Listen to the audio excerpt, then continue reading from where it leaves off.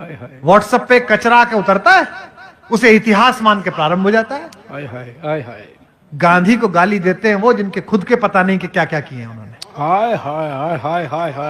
और जिन्होंने हाथ बांधे हो, जो जवान लड़के सोचते हो कि मैं सही नहीं बोल रहा हूं।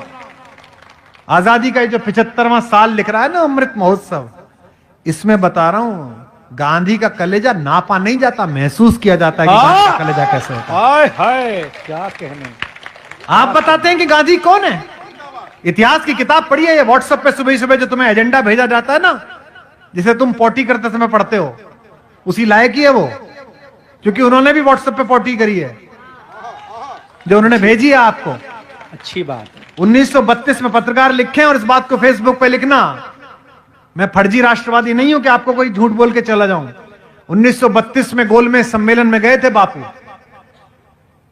सुनो कुणाल, और इंग्लैंड के महाराज ने उनसे मिलने की मंशा जाहिर की। चर्चिल कहता था अधनंगा फकीर है, हर अहंकारी ऐसा ही कहता है सत्य को। रावण भी कहता था कि फकीर है, ये कौन तपस्वी है, इसके साथ ये औरत क्यों रहनी चाहिए, मेरे पास रहनी चाहिए। चर्चिल भी कहता था अधनंगा फकीर है। तो राजा ने कहा कि बुलाओ मिलने के लिए गांधी को। तो आप कभी राजभवन गए हो मिलने के लिए राज्यपाल जी से, राष्ट्रपति जी से मिलने गए हो, तो वहां एक प्रोटोकॉल मिलता है। राष्ट्रपति जी को छुएंगे नहीं, इतनी दूरी पर बैठेंगे, जब इशारा कर देगा एडीसी तो आपको उठना पड़ेगा, ऐसा मिलता है ना प्रोटोकॉल। वो तो दुनिया का सबसे बड़ा आदमी था। और जिस इंग्लैंड का मैं राजा कह रहा हूं, वो आज का इंग्लैंड नहीं, 2/3 दुनिया का मालिक। यूनियन जैक के नीचे पूरी 2/3 दुनिया थी। उसके एडीसी ने लिखकर भेजा कि ग्रे कलर का कोट या ब्लैक कलर का कोट पहनकर आप आए।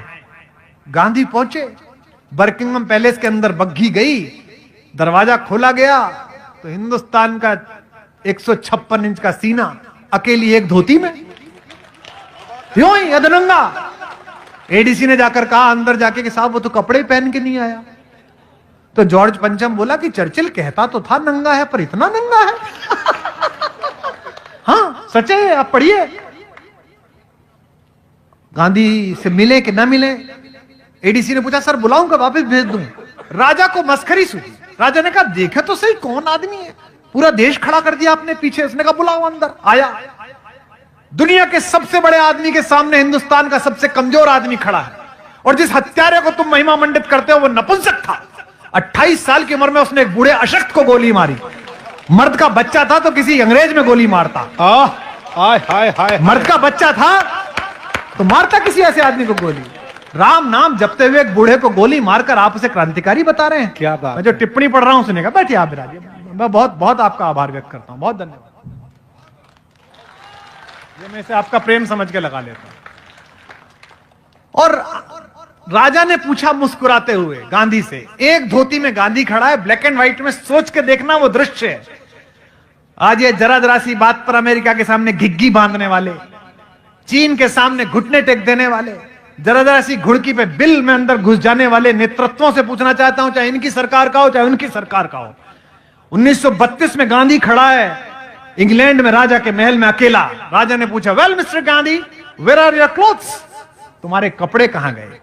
बिना कांपे, यूरेनियम से बने हुए, प्लेटिनम से बने हुए, डायमंड से बने हुए सीने वाले हिंदुस्तान के सबसे बड़े फकीर ने कहा, जो सेंटेंस बोला उसे बोलने के लिए कलेजा चाहिए, नापने के लिए नहीं, महसूस करने के लिए। उसने कहा, हिंदी में सुनाता हूं जो अंग्रेजी में कहा, नॉट इवन माइन, तुम्हारे कपड़े कहां गए। उसने कहा मेरे छोड़ो महाराज, मेरे पूरे देश के कपड़े तो चुरा कर आपने पहन लिए।